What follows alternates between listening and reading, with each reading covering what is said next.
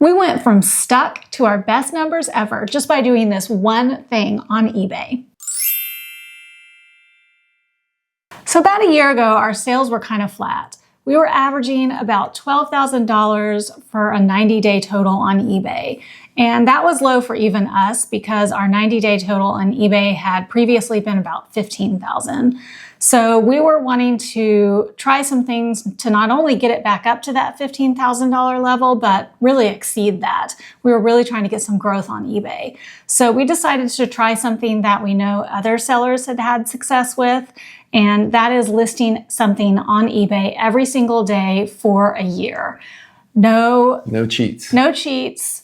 No, I'll do it tomorrow. Definitely list something every single day for a year. So now we did that, and our 90-day total is over $19,000, which feels pretty wild to say because we know that it worked and we put the work in and it paid off. So in this video, we're going to tell you what our year was actually like, what helped us the most, and share our top 20 sales from August. Are you ready? I'm ready. I'm always ready.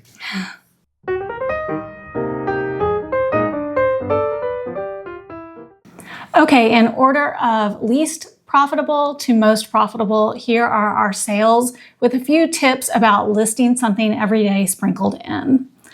All right, the first thing was a lot of 5 men's pants, dress pants, in size 34 by 30. This was a mixed variety of brands, and it seems like maybe there was a flaw on one of them because I had Reed in the title. These were all gifted to us by a family member, so we had no cost. So this lot sold for $57.47, and our profit on that was $37.54.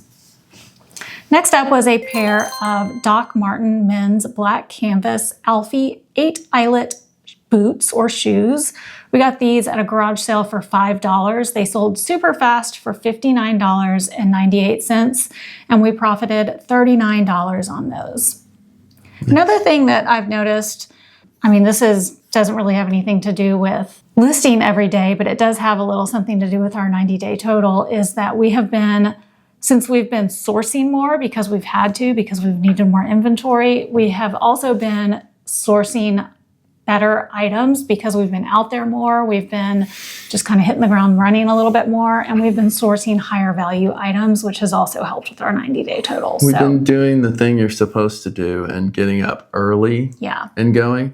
You know, we've tried going, we always have garage sales. Mm-hmm. There's garage sales sometimes on Thursdays here. Like this area is just garage sale. We're just lucky. Heavy, yeah. Yeah. Thursdays, there's hardly ever anything good though, so we don't go. We used to get up and try and go early on Fridays, and we just have the worst luck. Like we get nothing on a Friday. Yeah. Like really, really bad sourcing. But you go the same time on a Saturday, you go at like 8 o'clock, 8:30 on a Saturday, we've been just finding treasure troves. Yeah. Treasure troves of stuff. So for us in this particular area, so you'll have to hone it to your area. But yes. For us in this area, Saturday's the day. Early Saturday is the day to go. Yeah. And then if there's an estate sale, Sunday afternoon. And we're also, our life situation has changed to be more conducive to sourcing more also because his mom was living with us. When did she move out? It's been a few months. I think May she had surgery and then had to go into the home. So now she's living in a nursing, an assisted living facility. And so we don't have to provide caretaker services to her anymore. It takes a ridiculous amount of time to take care of someone in your home like that. It does. So that's you're never free to go do anything. Our availability, and also we have an empty nest now. Both of the kids have gone to college, so we have a lot more time. So that is also another reason. Yeah. So next up on our list is a set, an outfit, mix and match kind of outfit of Nike women's plus size. It was both 2X and 3X. It was, I think the shirt was one size and the pants were a different size. This was a maroon leopard fleece sweatshirt and then 2 pair of leggings. And we got this at a garage sale for $10. It sold for $64.99. Our profit was $40.02. It was just, you knew it would sell kind of thing. Yeah. Outfits tend animal to sell. print, Nike. Yeah. It had a lot going for it. And the outfit. Plus size does well. Had a lot going for it. Next up was a vintage Fluke multimeter. We got this at a garage sale for $1.50. Fluke, most of the time multimeters sell, but Fluke particularly Fluke is the brand. It's like the higher end brand. I have a Fluke. I was so surprised. Really this was later in the day, and we found 2 Flukes at this sale. And these were like vintage, old school Flukes. So this one sold for $60.99, and we profited $42.53. That was a good markup. Yep. Since it was still there later in the day, I thought the guy was going to be like, I want $20 for that. And I was like, how much do you want for these? And he was like, I don't know, like $3 for both of them. And I was like, okay. A lot of times I just don't understand how stuff is still there when we get there, because we're not the early birds. Well, we haven't been in the past. We have been now. We're getting there earlier, but still, we're not the earliest. But sometimes like we will go to sales for like 5 or 6 hours, and so we get to some sales late, and we're like, there's nothing to be left, and we still end up finding we got to a sale at like 1 o'clock the other day, and I found a Brahmin purse. So I'm like, how is this still here? Like, for $2? Crazy. Yeah, and it was like a really rare, hard to find one. I listed it for like $200. I don't understand, and we're never the first person anywhere. Yeah, we're rarely. Never the first people. Yeah, we're just looking for different things. I have noticed lately we've come across a lot of, we'll get there and we take everything that was good like a minute before somebody else was looking for that exact same thing. We've been sweeping in just the right times lately. Yep. It's we're bobbing, we're weaving, we're doing it. Yep. All right, so next up was a mixed lot of 10 jigsaw puzzles. These were all puzzles that we had personally done ourselves or that his mom had done. They were all complete. One thing we do when we list puzzles is once we've completed them, we take a picture of the puzzle in its complete put together form, so they know all the pieces are there. So we had gotten all of these at garage sales and, from gifts from friends and family, or personally purchased them at stores. I had no cost listed on the cost of goods because we had purchased these for personal use, not for resale. Yeah. But they sold for $69.68, and our profit on that was $44.23. Which is pretty good because we got to do the puzzles. Mm-hmm. So we got entertained. So one thing I wanted to recommend on if you do go into wanting to list something every day for a year is one thing we found that really helped us is to not go into this with the thought, I'm going to have to work every single day. Because listing every day means like 7 days a week. And nobody really wants to work 7 days a week. It's not practical that you're actually going to be able to sit down and list something every day. So we would work, and there would be some days where, we would be able to work for 4 or 5 hours at a time, and we would get tons of drafts done, 30 or 40 drafts done, something crazy because we were really in the zone. But I didn't list all of those that day. I would put those in our draft bank and have those ready to go. And then I would have those available for the days that we don't necessarily have the time to work, and then wait to deploy those drafts on days that we were doing other things. So there's a tip for you right there. Okay, next up, this is a sale that's interesting. I have an addiction. I am Wendy, and I am announcing that I am addicted to wee yogurt. She is definitely addicted to wee yogurt. I am addicted to wee yogurt. I eat it every single day. Sometimes I eat more than one in a day. Sometimes, every time. I love that stuff. It's so delicious. So anyway, they come in glass jars, really nice glass jars. And we actually have kept many of the glass jars and use them for other things, but I eat so much of the yogurt that we could never keep all of them. Yeah, we would have a hoarder house filled with wee yogurt. So finally one day I was like, you know what? These glass jars are so nice. I wonder if other people would want them. I went online on eBay and I looked, and people indeed were selling the wee yogurt jars. So now I've just started washing them, cleaning off the label, and we sell these things all the time. And in this instance, we sold 2 lots of 24 empty wee glass jars for $79.96, and we profited $44.89. We do them in lots of 24. Yeah. Somebody just happened to buy 2 lots of 24. 2 lots of 24. And I also pre-box one. I keep one completely boxed up because you have to individually wrap all the little yogurt jars so they don't break. They're glass. I pre-box one, and then whenever we sell one, I normally box up another one so that we have that emergency one. Because if somebody buys one, and it has to go out that day, and I don't have time to individually wrap all of it, it's ready to go. That's just like a Also, this is tip. like exactly why we do this, and that's to keep stuff out of the landfill. Yeah. So we were. I was recycling all of these. Yeah. I was putting all of these in the recycle bin, and one day she was like, "Let's see if we can sell them." And we've sold so many. I think we've sold 4 or 5. Oh, more. I think we've sold like 5 or 6. I think 4 or 5 bundles. Yeah. So 100 plus jars we've sold. So my addiction is doing some good for the world. And her yogurt costs are like $1.50 to $2, somewhere in there per yogurt, But we're getting back almost $1 per jar. So it's like we're getting half price yogurt or something. It all works out. And then somebody's getting some cute little jars. Somebody's getting jars. Maybe they're using them for little centerpieces or something. That one's a good one because that's a nice ecosystem right there. So awesome. Look at that. All right. Next up was a Goodwill bins find. After we dropped Nina off, she is attending college at the University of Arkansas. We decided to swing back through Oklahoma City and go to the bins there. And we found this in the bins in Oklahoma City.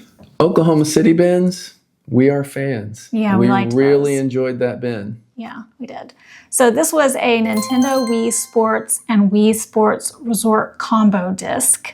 It was the disc only. We found this in the Oklahoma City bins for 82 cents, and it sold immediately, as Wii Sports do, for $59.99. And we profited $47.39 on that. I don't think we spent $47 on the whole trip. We did. On the whole Oklahoma City bins I think we spent $18 that day. Yeah, it was fantastic. And Kevin found it in a bin that had already been... It had been so picked through. It was pillaged. Laying flat. It didn't have a case. It was laying flat right up against the side of the bin. Mm-hmm. And it was scratched. It was scratched pretty significantly. Yeah. But I brought it home and cleaned it with a lens wipe cloth. Mm-hmm. And then tested it, and it worked. We have a Wii, it worked. Mm-hmm. All good. All right, next up was a huge mixed lot, 8 pounds worth of Lego bricks. I listed it as hard to find, unusual pieces, weapons, and figs. These were bricks that we had come across in the bins, at garage sales, just, miscellaneous pieces. Some were gifted to us from friends and family, and we just always pick up Legos. We always pick them up. Everywhere. I had our cost on this, oddly, at 90 cents. I don't know why I had applied that cost to it, but, most of it was just little extra, stuff we had gotten from the bins, but it was little things that really didn't, there was no cost. So they didn't weigh anything. We keep a big bag or box of Lego pieces. And then whenever we get sets and we need to finish the set, sometimes we'll have that piece in the bag. Yeah. And then after she acquires a big bulk of it, we'll sell pounds of Legos. Once the bag gets full. And then we start over. Yeah. And then we just keep that cycle of, but we always get Legos. And if you're in the bins, always grab just Lego. Yeah, make sure they're actually Lego branded. Yes. And you can tell almost every single Lego piece is marked Lego. Not every single one, but almost every single one actually has the Lego name on it. So that 8-pound container sold on Mercari, and it sold for $68. We profited $48.26. Nice. Next up was a vintage 8-inch black and white Mexican Aztec onyx and marble chessboard, handmade in Mexico. This was gifted to us, so we had no cost. It sold for $64.98 on eBay, and we profited $49.34. That was nice. All right, so the next discovery that we made when doing this year-long listing adventure is, anecdotally, this is, definitely not proof or, anything that we could show receipts on. Facts. Yeah, we don't bother with facts around here. This is all feelings. This is anecdotally what we've found from our listing is that dollar amounts seemed to matter. On the days where we listed higher dollar amount listings, we seemed to, in the next few days after that, have higher dollar amount sales. And that was something that repeated time and time again. Yeah. So if we listed, several things that were valued at $50 to $150, we would have sales that were in that range of dollar amounts. That is just anecdotal evidence. This is just the experience that we were having, and we felt like it was repeating time and time again. We don't have any proof of that, but let me know if that's something that you've noticed. Comment below. Let's have a discussion about it. All right, next up this one's for you, Dad. This was an antique Spalding Robert T. Jones right-hand putter golf club. This was gifted to us from a family member. And so we had no cost, and it sold for $72.98. We profited $52.35 on that. And it had rust on it. It says right in the title. Yeah. Anytime there's a flaw, like we've mentioned, we try to put it in the title if there's room because people don't read descriptions. So many buyers do not read descriptions. A lot of selling on eBay is mitigating risk. If you can mitigate as much risk up front as possible, and we do that by having as clear a title as possible.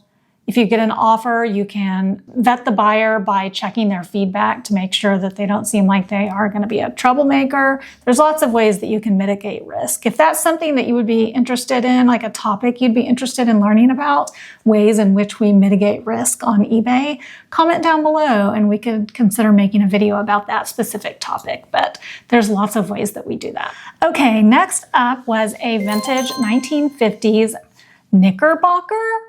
I'll explain that in a second. But it was a 12-inch plush stuffed jointed teddy bear made in Japan. We got this at an estate sale for $2.29. It sold for $69.98 on eBay, and we profited $52.65. On a teddy bear. So normally I would not list something as a brand name question mark because that's just asking for trouble. But I could not tell with 100% certainty that this was a Knickerbocker teddy bear. I did a lot of research on it. I felt like 99.5 or 90, like between 99.5 and 99.9% sure that it was. And I really, really felt like I needed that keyword, but I didn't want to commit to it being Knickerbocker. And the buyer was happy with it. They gave us good feedback. So that risk ended up paying off, but not something that I would typically recommend doing. I mean, definitely if you are going to do something like that, make sure that the benefit outweighs the risk because it is a little bit risky. Okay, next up was a US Divers women's blue and red professional wetsuit. And it was like a two-piece. It included the bib and then some kind of other piece that went with it. Honestly, I can't remember. It's kind of been a while.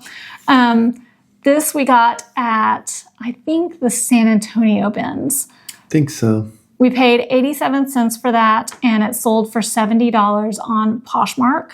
We profited $52.81. That's a good one. Mm-hmm. It's always good selling something like that on Poshmark because it's heavy. Yeah, true. Next up was a Hot Rock cylindrical lava lamp.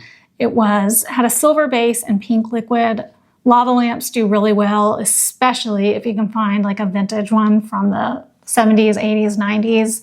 Those do great. This one was vintage, but I think it was vintage 90s. From the early 2000s. I got this at a garage sale for $4 and it had the box and everything.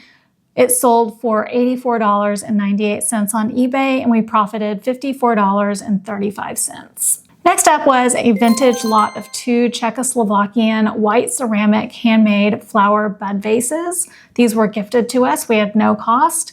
And they sold for $75 on eBay. We profited $57.74. I guess one more tip we want to mention, and we've already touched on this a little bit, but in regards to listing every day, we always had plenty of inventory, but once we started listing every day, we plowed through that inventory pretty quickly. So we really had to get out there and start sourcing all the time. Weekly. Yeah, weekly.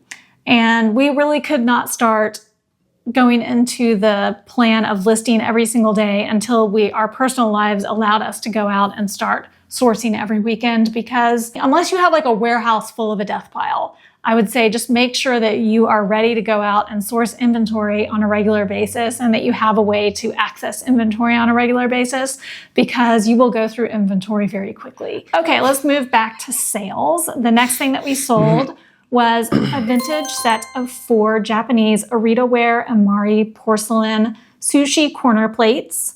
These were gifted to us and they sold for $79.99. We profited $58.47.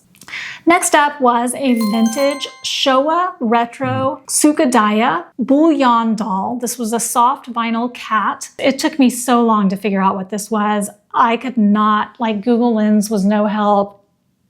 It took me so long to figure out who this character was. I remember the sale we bought this at. But I finally found it. And it was a very rare, hard to find item. I got it for $4.33 at an estate sale, and it sold for $80. And we got positive feedback on it. And I think the positive feedback said, very rubbery. Very rubbery. I was like, well, at least it was positive. So we profited $60.08 on that. So that was a good one. It was a good one.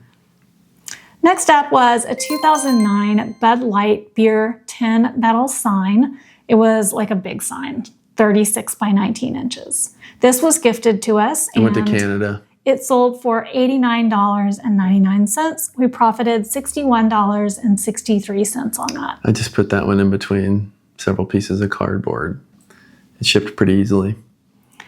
Next up was a lot of 14 Nightingale Conant self-improvement, self-help, success cassette sets, mostly about management style and stuff like that.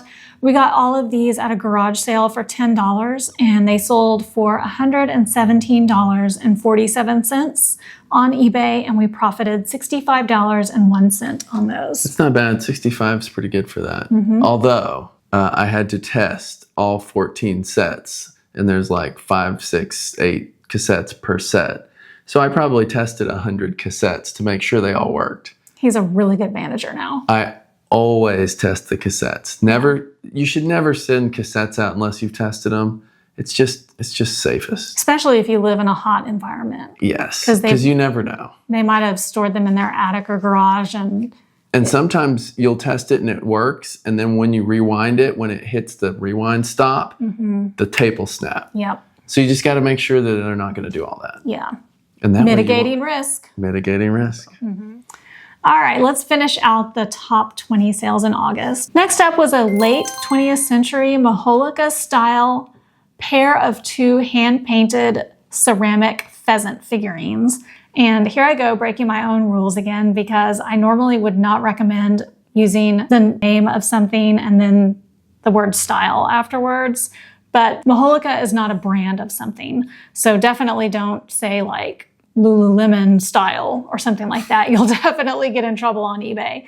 Maholica is actually a style of pottery that was from the Renaissance period. So this is a modern interpretation of that style of pottery. So I think there's a little bit more leeway on something like this to use the word style, but typically I would not recommend using that, because it's a little bit of keyword spamming in a way, because you don't want somebody to think that they're actually going to get something that was created in the Renaissance. But I think most people don't think that would be the case. And especially using the dash there, I think protects you a little bit. So these were gifted to us by friends and family, and they sold for $94.99. And we profited $73.36. Let me know in the comments below how you would have titled that item. It's stuff like this that I tend to struggle with the most on how to do a title. Okay, next up was our biggest sale of August, and also our most stressful sale of August. This was a pair of 1970s Magnapan Magna Planar MG2A panel speakers. These were like 7 foot tall, 6 foot tall. Yeah, they were enormous. Huge speakers. Luckily, we had the stands and the original box and everything that came with them, but the original box wasn't enough to protect it. We had to box the box. We got those at an estate sale for $300 and they sold on eBay for $849. We got super lucky and they sold to somebody who also lived in Texas. We're from Texas if you're new to this channel. And our profit on those was $264.27. So we charged $150 in shipping.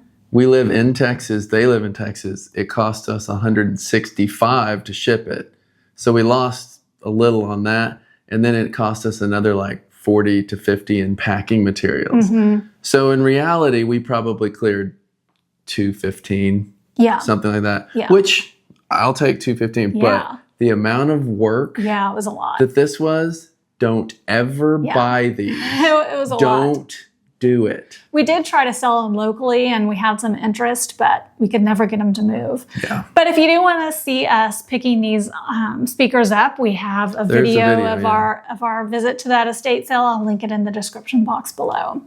Okay, going back to another tip on listing every day. One thing we noticed is that there is an ideal number of items to list in order to please the eBay algorithm. That might be different for different people. We have found over time the ideal number of items for us to list on a daily basis is 10 items. That's based on the number of items that we have in our store, how many items we're wanting to sell every day, what our sales goals are. In fact, if you've been watching our channel for a while, you know that it was our goal to have a weekly profit of $1,000 or more, and we have now exceeded that. And that's based on listing at least 10 items a day. So I would say if you are wanting to try listing something every single day, the best way to get started and stay motivated is to start small. Start by listing maybe 1 to 5 items a day. Try to figure out like what is the most reasonable thing that's going to work for your schedule. Do you do this part-time? Do you do it full-time? The other thing I was going to say is we didn't see results immediately. I mean, you're not going to like start listing something every single day and after a week suddenly see like a major revolution in your eBay sales. It really took several months for us to really start noticing anything at all. And if I'm being really honest, it took at least 6 months for us to really feel like it had made any significant change at all. And truly, it took 9 to 10 months for us to really start seeing big progress. But now that a year has gone by, like the numbers speak for themselves. We've gone from $12,000 to over $19,000. So it definitely works. If you are looking to revitalize your eBay store or any other platform for that matter, this is definitely a way to do it. Any algorithm on any of the selling platforms, Poshmark, Mercari, Depop, they all love it if you're getting in there and listing every single day. It's our big secret. If you work harder, you'll make more money. It's true. So let me know, is listing every day something that you guys would consider doing? Have you listed every day? Do you list every day? Let's have a discussion about it in the comments below. And if you enjoyed this video, we think you might enjoy the video that is going to pop up on the screen right here. So definitely check that out. And if you haven't hit the subscribe button already, we would really like it if you would hit that subscribe button. It's the #1 way that you can support our channel. And it would also let YouTube know that you like our content. All right, well, thanks for joining, and we will catch you guys on the flip side.